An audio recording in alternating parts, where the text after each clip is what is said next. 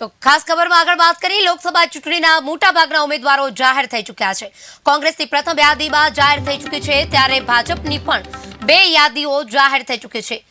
હવે ચૂંટણી તારીખો જાહેર કરવાનો પણ સમય આવી ચૂક્યો છે। તેમાં ગુજરાત યુથ કોંગ્રેસે ચૂંટણીને લઈને રાજ્યને લગતી સમસ્યાઓ જેવી કે નોકરી, પેપર લીક, ભરતી કૌભાંડ, બેરોજગારી, 40 વર્ષથી ઓછી વયના યુવાનોને રોજગારી તેમજ કોંગ્રેસે 5 મહત્વના ન્યાય દેશની જનતાને આપવાની જાહેરાત કરી છે। યુથ કોંગ્રેસમાં મંત્રી Mukesh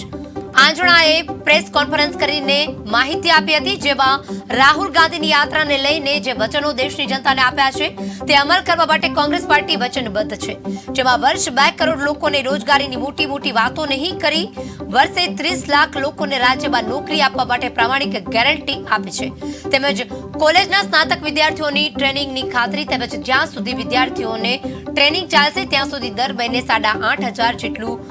stipend Congress party direct યુવાનોને ખાતામાં આપશે તેવા અનેક વચનો આપવામાં આવી રહ્યા છે। ભારત દેશની અંદર લોકસભાના ઇલેક્શનોના જ્યારે બી પડઘમ વાગી રહ્યા છે, ત્યારે આ લોકસભાના ઇલેક્શનને લઈને અમારા દેશના નેતા, કોંગ્રેસ પાર્ટીના નેતા રાહુલ ગાંધીજીએ કે જ્યારે બી કોંગ્રેસ સરકાર કેન્દ્રમાં બનશે ત્યારે યુવાનો માટેને લઈને કોંગ્રેસ પાર્ટી શું કરશે તેને લઈને આજે હું તમને માહિતી આપવા માટે જઈ રહ્યો છું। કોંગ્રેસ પાર્ટી જ્યારે બી 2024ની લોકસભાની ચૂંટણીમાં સરકાર બનાવશે ત્યારે કોંગ્રેસ પાર્ટી સંપૂર્ણ રીતે ખાતરી આપે છે કે કોંગ્રેસ પાર્ટી કેન્દ્ર સરકારમાં 30 લાખ નોકરીઓની ખાતરી આપે છે। અમે એક કેલેન્ડર પણ એમાં જારી કરીશું અને તે મુજબ સમયબદ્ધ રીતે નોકરીની ભરતી પણ કરવામાં આવશે। નોકરીની અંદર જ્યારે બી આપણે ઘણી વખત ડિપ્લોમા જેવા ધારકો હોય છે કે કોલેજના સ્નાતક થયેલા વિદ્યાર્થીઓ હોય છે, એઓને લઈને જે ખાનગી ક્ષેત્રે કંપનીઓમાં 1 વર્ષની અંદર જે તાલીમની બાંયધરી આપશે અને એમાં દર મહિને 8,500 વેતન પણ આપશે। આપણે ઘણી વખત અવારનવાર જ્યારે બી સ્પર્ધાત્મક પરીક્ષાની વિદ્યાર્થીઓ તૈયારી કરતા હોય છે, ત્યારે ગુજરાત જેવા રાજ્યમાં તો ખૂબ જ તમને ખબર હશે કે 20 કરતાં પણ વધારે પેપર લીકના મામલાઓ સામે આવ્યા છે। ત્યારે કોંગ્રેસ પાર્ટી કેન્દ્રની અંદર સરકાર બનાવશે ત્યારે જે પેપર લીક જે થાય છે એને લઈને સખત કાયદો બનાવશે અને કોંગ્રેસ જાહેર પરીક્ષામાં કોઈ પણ પ્રકારની જે મિલીભગત અથવા કાવતરું અટકાવવા માટે અને પ્રમાણિકતા અને નિષ્પક્ષ ઉચ્ચતમ ધોરણને સુનિશ્ચિત કરવા માટે નવા કાયદાની ખાતરી આપે છે। નમસ્કાર, આપ સૌ જાણો છો કે 2014માં જ્યારે મોદી સરકાર પહેલી વખત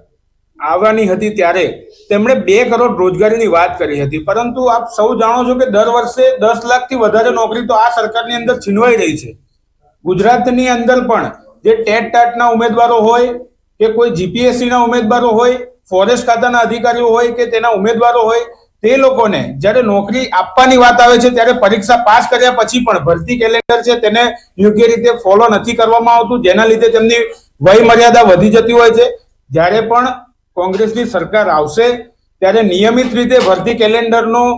ફોલો કરવામાં આવશે, તેને અનુસરવામાં આવશે અને ભારતીય જનતા પાર્ટીની સરકારે જે પણ ભરતીમાં કૌભાંડો કર્યા છે તેને ઉજાગર કરવામાં આવશે અને જે પણ લોકોને પેપર કાંડની વાત હોય, પેપર લીકની વાત હોય કે ડાયરેક્ટ ભરતી કરી અને તેમના મળતિયાઓને સેટ કરવાની વાત હોય, ત્યારે આ તમામ મુદ્દાઓને ઉજાગર કરવા માટે ભારતીય યુવા કોંગ્રેસ, ભારતીય યુથ કોંગ્રેસ અને તેમજ NSUI એ તમામ ભેગા મળીને અને આ સરકારની ગેરરીતિઓ બહાર પાડવા માટે કોંગ્રેસ સાથે હંમેશા રહેશે।